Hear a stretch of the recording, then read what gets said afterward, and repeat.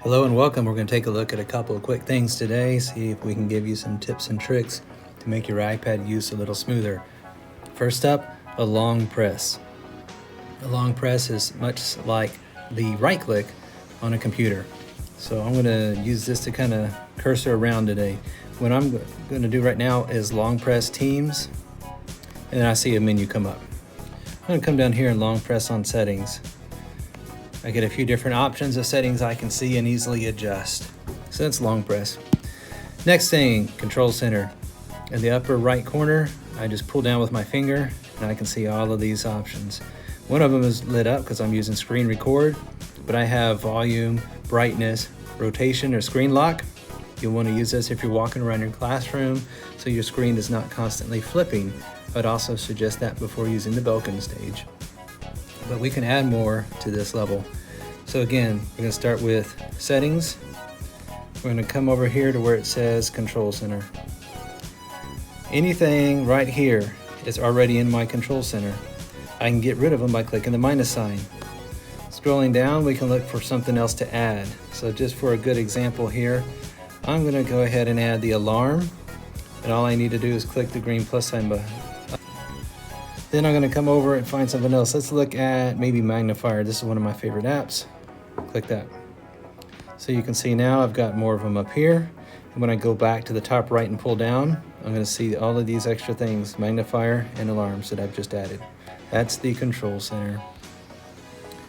Swiping out to get away, we're going to come back to the desktop, the front page.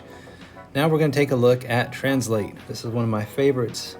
My campus has a lot of unique language learners with different languages and abilities, and this one can be quite helpful. When you first open it, it's going to come to just a default page like this, and it's probably going to look like that for translation. I could type in, I could speak, I could have a person do this in their language, and we could kind of adjust and go from here. I could also look at using the camera to take a picture of text. But what I wanted to focus on today was how we could converse back and forth with somebody in a different language, and that's going to be under conversation. So it's set to just automatically detect whichever language you speak. So I'm going to tap it and let's give this a shot. Hi, how are you doing today? It detected I was speaking in English, and then it translates it in Spanish right beneath it. Yo bien, gracias. And now I can go back and forth. I can take some assignments too this way if I wanted to, and easily share it, because it's going to let me click on one of these. I can have it speak it as well. Hola, ¿cómo estás hoy? If I need them to hear that. Hola, ¿cómo? Otherwise I could say, do you understand where to go next in your assignment? Do you understand where to go next? And do you understand your assignment? I can click on that and click those arrows, and now it shows up nice and big. So I could hold this up from my desk. I could ask a question in a different language to somebody across the room in silence. Then I just click back over here to get out of it. The favorite part of this, though, I'm going to clear this conversation by tapping first the three dots and then clear, is this menu.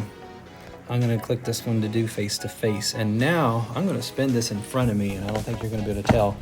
But let's say that I'm sitting on a desk here. I'm on this side.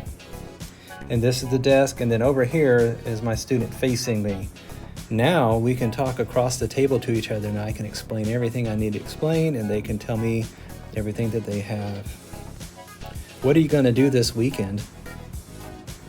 So it'll translate in real time, and it's oriented in their direction over here, so that it'll be their turn. They can, type in whatever they want to. Yo cansado, necesito más dormir. And then they can go like that, back and forth. This one I think is going to be quite beneficial for anybody looking to welcome in those new guys. It might also be a good extension for your students. If you have somebody learning Spanish and they speak English well, pair them off with somebody who speaks Spanish well and is learning English. Let them talk as much as they can on their own, and then they can use this app to double check, relatively speaking, some good accuracy on that. All right, that is 3 quick things today to help you get started and hopefully find your way to being a productive, useful amazing teacher that we know you are.